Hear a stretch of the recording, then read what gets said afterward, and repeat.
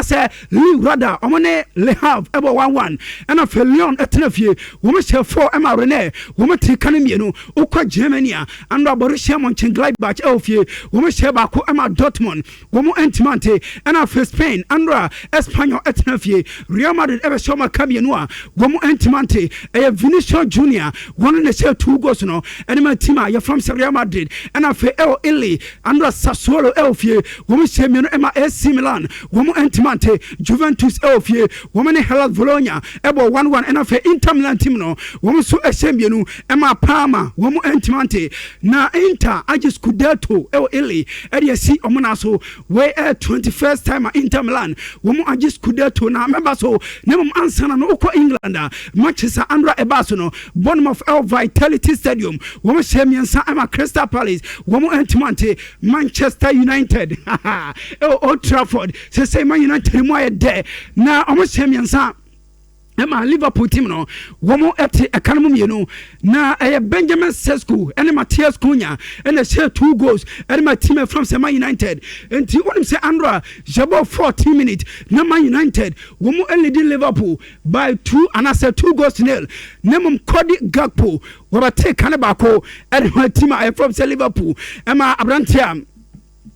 je friend say Kobe Mainu atwaso enya match winner Edima Tima je from say Manchester United enti Amram United team no woman ya dwuma kama elfie na Aston Villa out Villa Park woman so alusu 2-1 and my Tottenham Hotspur make us say Spurs o ma free relegation him e chese Roberto Di Zerbi wo ya dwuma e Tottenham Hotspur na nyame ya dwuma ene yo 2 games ha eba so e Premier League num 2:00 p.m. Chelsea Stamford Bridge woman Nottingham Forest enable na for Everton Goodison Park about 7:00 p.m. Womo ebo Man City where matches a weekend way and I say specifically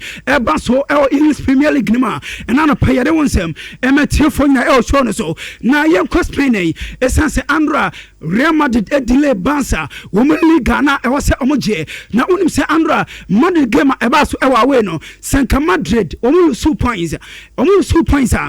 Sanka Barca team no womo aje Spanish La Liga edi esiom na so nemum Andra Madrid ekwaweni nyame ya duma 10th May and El Clasico eba so Spotify company Barca ehia just draw na omaje La Liga edi esiom na so esa se osho La Liga table na after match week 34 Barca 88 points Real Madrid atosumi no womo 77 na chese Barca team no womaje La Liga awie mame Vinicius Junior Andra masabo pa nyeize na Vinicius Junior nemse ensem na omo kan eya no kre emira bia Kylian Mbappe anyone no eya na Vinicius Junior ni modimbo no aya kama wonim se Andra Vinicius Junior when your ratings 10/10 na as a boy no ni money bo asani pa na when you say in the year 2026 the top 5 measure European League no we Hurricane everywhere watch 24 goals in all competition Vinicius Junior and next watch 16 goals in all competition the top 5 measure European League and watch in 5 consecutive season Real Madrid Vinicius Junior Emirabian or say 20 plus goals and when you 21st goal season and Real Madrid now when you say Real Madrid about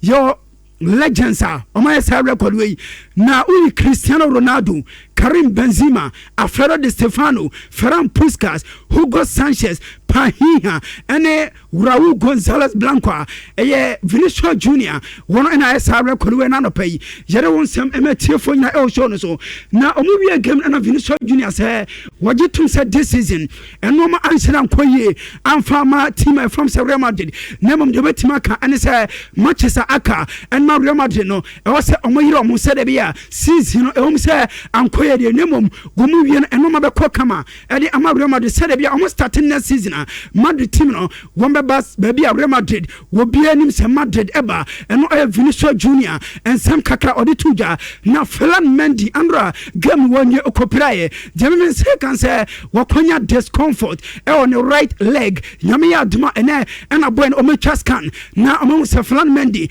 anya bia obetena fie time be e Real Madrid na omo say April 20 and I say April 2025 boy no acquire surgery na the same injury andra wonya no and no be na Ferland Mendy akoye ho surgery enti madufo no esuro se ebia boy no wo betena fie ache na Avalo Abelua manager and Real Madrid manager no say Madrid ebo gamer opponent no running more at Real Madrid womo pressing more at Madrid womo defending more at Real Madrid na the betima can say talent alone enough the betima can at Real Madrid one place and say was say almost stepping up essence Madrid no where the din enable and Avalo Abelua and some kakra or their tuja na Tottenham Hotspur dear quite the BBH say Spurs ever survive for relegation and I game a bass when they say Spurs equal 37 points women the 17th our Premier League table so and Omunya 2-1 away Editor Tima, je from say Aston Villa. Na mame Roberto Di Zerbi, one name manager and my Tima, je from say Tottenham Hotspur. Manager say Andra, boys le performance no. Nanya Jopa na say ya, and Spurs eba bondia any and no mabe koye and my Tottenham Hotspur. Yet Spurs on my boss Roberto Di Zerbi. We played against Aston Villa. Aston Villa is a very good team, a lot of very good players, great man. But we played very well. Okay, we Tottenham Hotspur manager, Jefferson Roberto Di Zerbi, and our tenant Casa or Casano. Now you say Yami Aduma Ayochina Tuesday and after Wednesday, and a UEFA Champions League semi-final, second leg, Ebasu, na Arsenal, Elfie, woman Atletico Madrid, and Ebo, Nafe by Munchin Atnefie, El Alliance, and I say Alliance Arena, woman bought FC and I say Tima, Jefferson Paris Saint-Germain. Now, according to UEFA, woman the officiating officials. Ediaba Yami Adma Arsenal gamer Ochina Ebasuno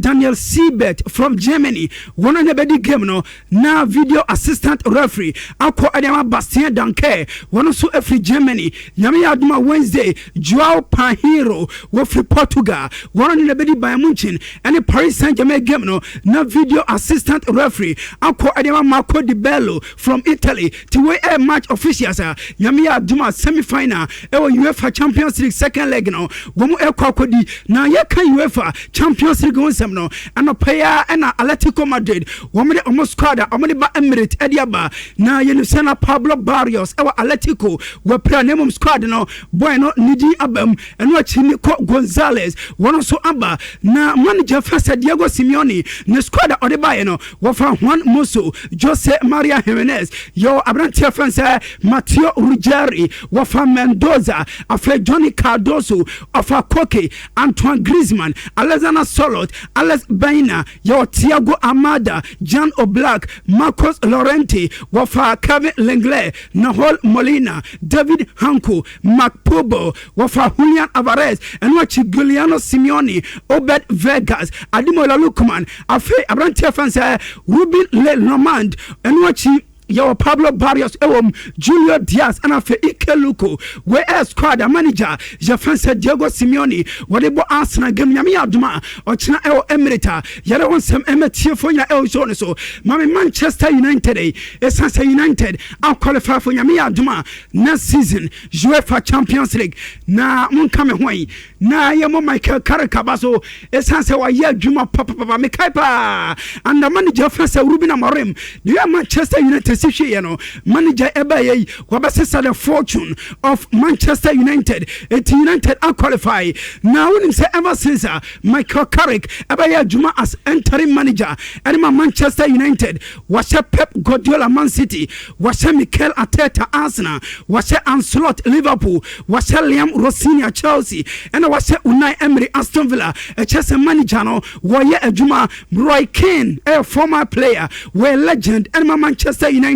Roy Keane say Adiana Michael Carrick ayeno what deserve say woman di adjuman emano na Adiana da say Michael Carrick and United ever qualify for Champions League and no na why now when say United team no womu guso amo pe manager nemo manager first Michael Carrick one so eguso awene etibibia chese manager yi and omo di adjuman ebemano na after say United one booking omo take it anyame aduma next season our Champions League game yebe woman United say omo Bobino, Michael Carrick, entering manager, and Manchester United Ekasai. Now, would the United manager no? Esanse what in Sembebre, Edia Tuja, where are the Red Devils of Manchester United? Manager Michael Carrick.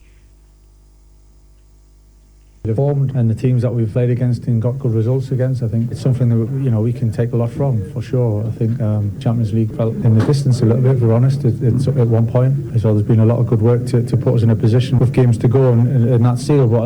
it's not something we spoke about as a group really. I think it's not something we over celebrate. I think it's a step. We want more. We want to be finishing higher up the league, but certainly there's huge credit it goes to the players and the staff for putting us in this position. Okay, we are the Red Devils of Manchester United manager. Your friend say Michael Carrick and our tenant Kano. Now Michael Carrick utin here pa was in any Japan says say matches ni be all United and name so we might qualify a Copa Champions League. Never matches are Akano United affordable money. Said be on my winning game no and no Michael Carrick in Sam Kakra. What they are tuja now Michael Carrick almost say opening the idea name say woman the Juma be my son say what about Juma pa.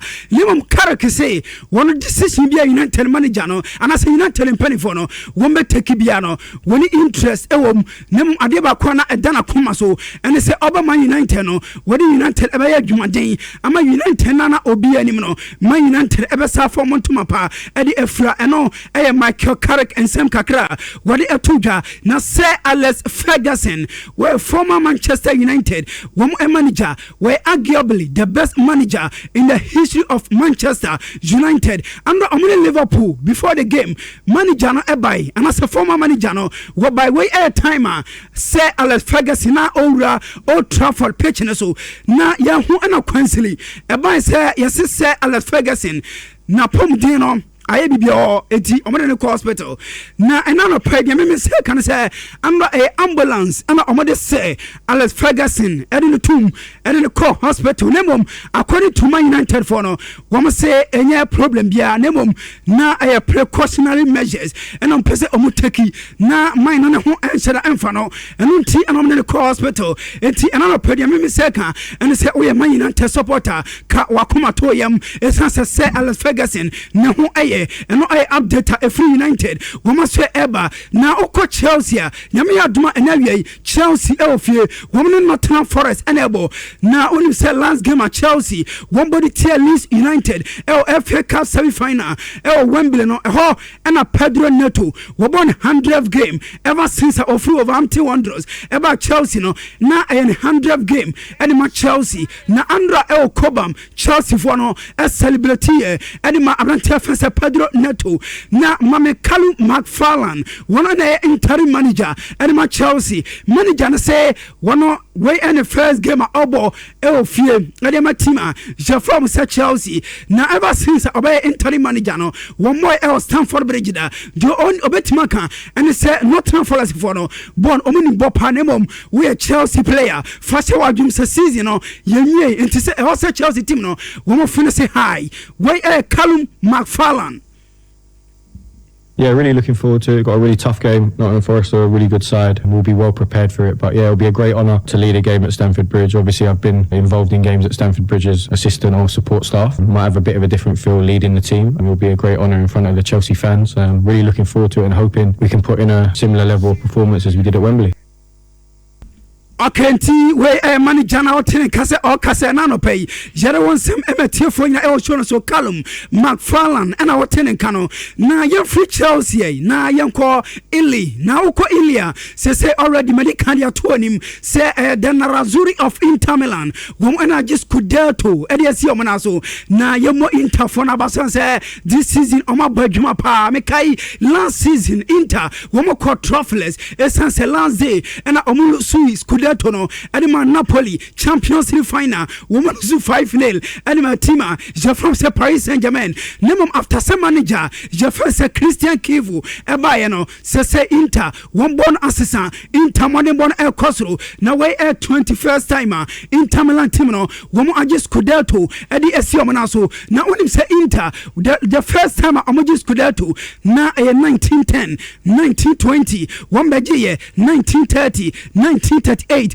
1940, 1953, 1954, 1963, 1965, 66, 1971, 1980, 1989, 2006, 2007, 2008, 2009, 2010, 2021, 2024, and 2026 in Tamalan Asaji Scudetto, Eddie Esiomonaso, Mami Christian Kivu, one and manager Edma Tima, je from say in Tamalan. Now, Wabe manager, and I say in the history of Tima, je from say in Tamalan, Wabe manager Otoso Pfeiffer, the first season, Ewo in Tamalan, Waji Scudetto, Apas West, 1929, 1930, the first season, Ewo in Tamalan, Waji Scudetto, Alfredo Foni, 1953 season, Waji Scudetto, Giovanni Ivanizzi, 1971, Jose Mourinho, 2009, and after Christian Kivu, 2026, one also I just could to my team from the Inter Milan. Now Christian Kivu, our first non-Italian, what is Scudetto since Jose Mourinho in 2009. Now, just a few 2009, Jose Mourinho, what is Scudetto as non-Italian? Yenya coach bia won fi Italia waje Scudetto e chese Italy de e won se omode bon ensenam kosoro nemom coaches de won ya de pa no ensem kakra e fi Inter Milan won so e de eba na Christian Kivu akasa Kivu se ono woba Inter Milan na ni coaching experience awono na wobo 30 matches be e de amapama e won se na wa coach a team from the Inter won under 21 de nemom na on share any experience nemom obeda Inter woman penny phone ase Pepe Marotta president anima Inter and what Piero Osilio wada omunyina se omana konya amane be adwuma anima Inter Milan na de tese Alexander Kolarov one na assistant manager anima Inter Milan Kolarov say we compare this season and then last season chese Inter for no woman improve pa na de betima kan and say one manager fese Simone Inzaghi e jomo ko ya nemom Christian Kivu eba ye no waba chese adwuma no obetima ye na in the next 10 days when we Coppa Italia final ebo na omo shali mu say wo me sabaje Coppa Italia e de esi omo na so eno Alexander Kolarov and some kakra odi atudwa ena no payere wonsem e ma tiefo nyina e o show no se live on Nhyira 104.5 FM na Ricardo mi wie no je ten say abrantie fan say Manuel Akanji on say Ofriman City Ekobolon Edma Inter Milan na omo say omo the clause eshem say Inter agi Scudetto automatically one trigger clause no into Inter agi Scudetto no e say team from say Inter Milan e could 15 million euros Edma Man City na omo Fabrantia je fan say Manuel Akanji into we update na no pay e free microphone close ba na no pay no je de wonsem e ma tiefo nyina e show no so live on Nhyira 104.5 from Richardo. Okay. Enti Inter agi Scudetto no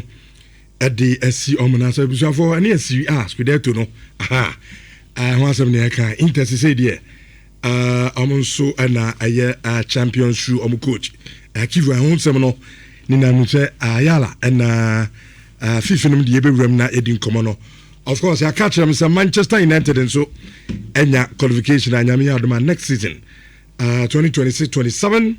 UEFA Champions League no amonso ebem na amo abesi akan in the UEFA Champions League and in same bibli awa ha yebedi hu come of course if